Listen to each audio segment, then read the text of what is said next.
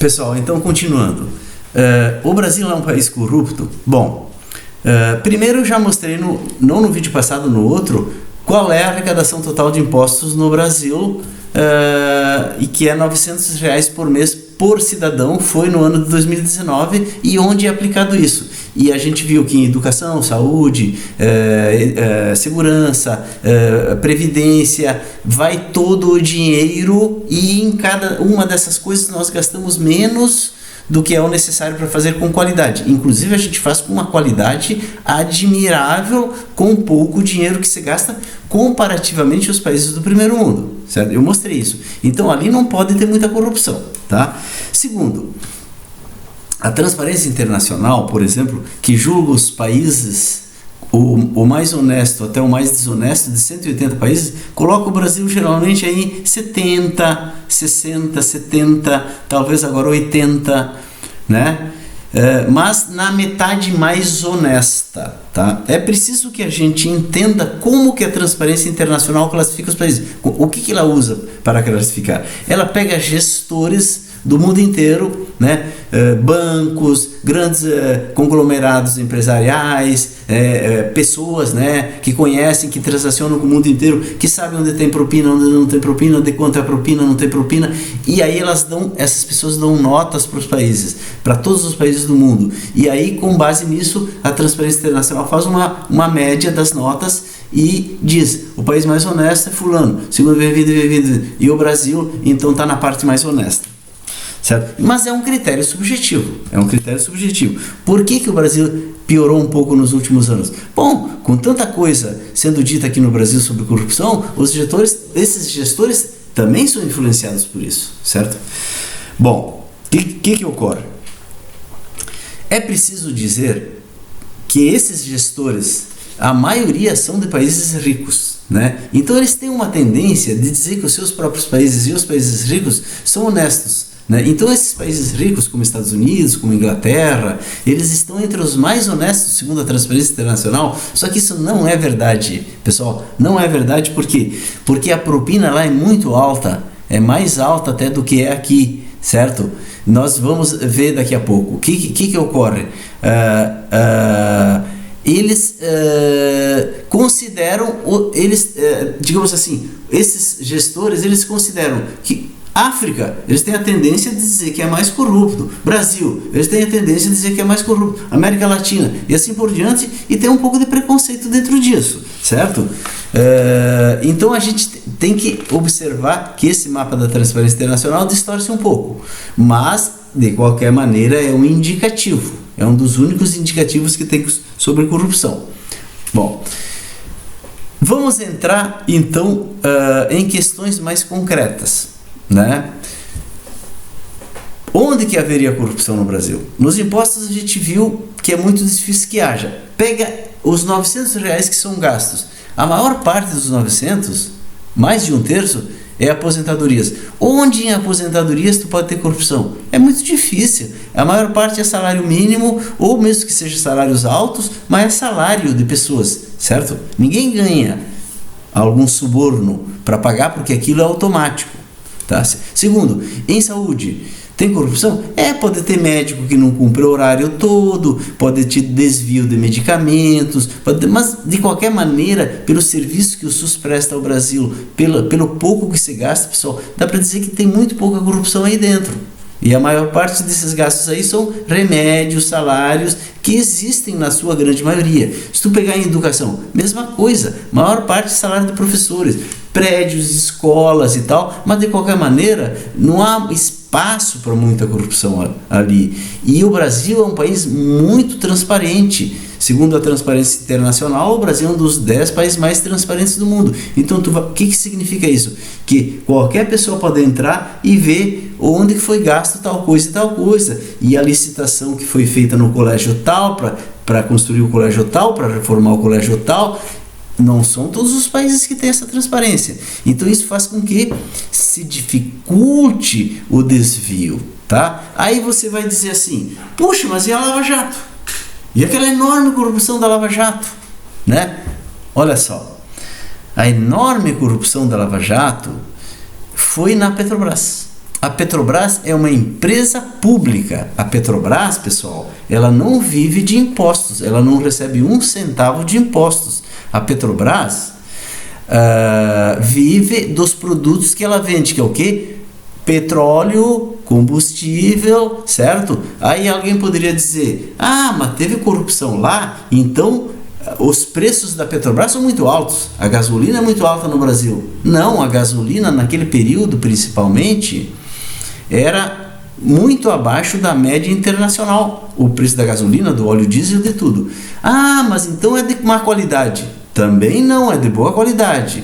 Mas então a Petrobras teve prejuízo. Também não teve prejuízo. É uma empresa pública, o controle é público, mas tem muito brasileiro que é sócio da Petrobras, mas o controle, o sócio majoritário é o governo, certo?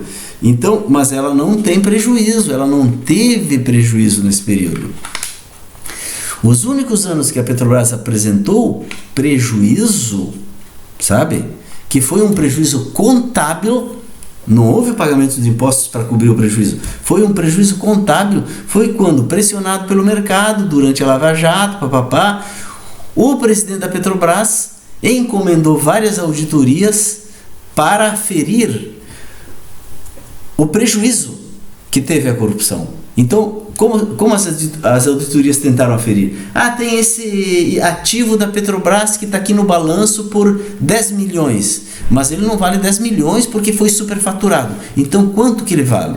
Né? E duas empresas de renome internacional foram incapazes de achar superfaturamento nesses ativos da Petrobras, mas o mercado não entendia isso.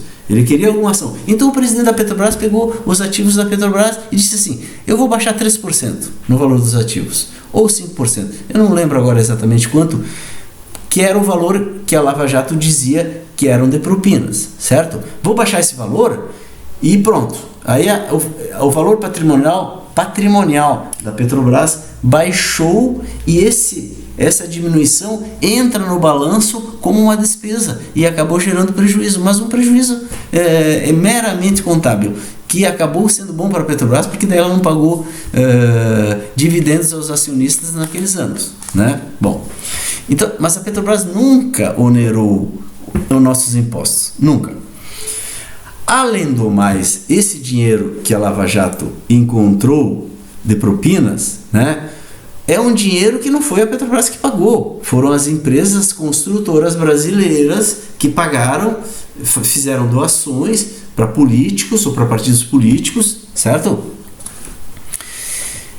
E não necessariamente oneraram a Petrobras, não necessariamente oneraram, porque é o mesmo que você vai, por exemplo, numa empresa, ela te dá um brinde, você vai no supermercado, ele te dá um brinde, alguém pode dizer assim, mas é malandragem, porque ele vai te cobrar o valor desse brinde. Teoricamente, a empresa vai te cobrar o valor desse brinde. Só que como ela acha que vai aumentar as vendas e vai acabar aumentando, ela vai lucrar mais e é capaz, inclusive, dela diminuir o preço do que ela está vendendo. Ela te deu um presente e ainda diminui porque ela, com esse presente ela faz propaganda e ela aumenta as suas vendas, certo? E no caso da Petrobras, é a mesma coisa, pessoal. Mas aí tem que ser adulto para entender. Não é só no Brasil que isso acontece. As empresas doam dinheiro, né? Doam dinheiro para empresas, para políticos. Por quê? Porque elas são corruptas? Não necessariamente. É porque elas precisam desse contato com os políticos. Por quê? Porque isso faz as coisas públicas andarem mais rápido. Tempo é dinheiro para uma empresa. Então, quando uma coisa anda muito devagar, é muito mais cara para a própria empresa e vai ser caro para nós que vamos pagar. Se a coisa anda mais rápido, fica mais barato, inclusive para nós. O que ocorre? Eu fui funcionário público durante décadas, durante 31 anos. E eu sei que para um funcionário público, se a coisa anda ou não anda, não faz diferença. Inclusive para quem trabalha numa controladoria, como é a CAGE aqui no Rio Grande do Sul, ou como a Controladoria Geral da União, vocês me entendem? É mais fácil o cara dizer não para uma despesa pública do que dizer sim, porque ele não se compromete. Mas só que às vezes isso é ruim para a sociedade, porque aquela despesa é necessária. Então o que acontece? Quando o cara fez doação para um político para se eleger, digamos que o político seja honesto, esse político auxilia ele a chegar lá e fazer o negócio dele destrancar e andar rápido. É por esse motivo que países como os Estados Unidos regulamentaram o lobby, regulamentaram as doações, entende? E a Alemanha, inclusive, na Alemanha, que é um dos países mais pujantes do mundo economicamente, é incentivada as doações de empresas nacionais da Alemanha para políticos, porque eles entendem que as empresas nacionais têm que ter, sim, influência para fazer as coisas andarem. Ah, mas elas vão usar isso para corrupção. Pô, isso é outro papo. Tem que ter controle, tem que ter penalização, sim, apesar que nós já falamos que a penalização só não funciona, né? E tem que ter controle e transparência. Mas esse tipo de ingerência das empresas nacionais na política, ela tem um sentido de agilidade. É ingenuidade achar que uma grande empresa vai falar com um deputado da mesma maneira que eu, ou da mesma maneira que um cidadão que é pedreiro, ou que é não sei o que, ou que é professor. É evidente que ele tem outro acesso à política.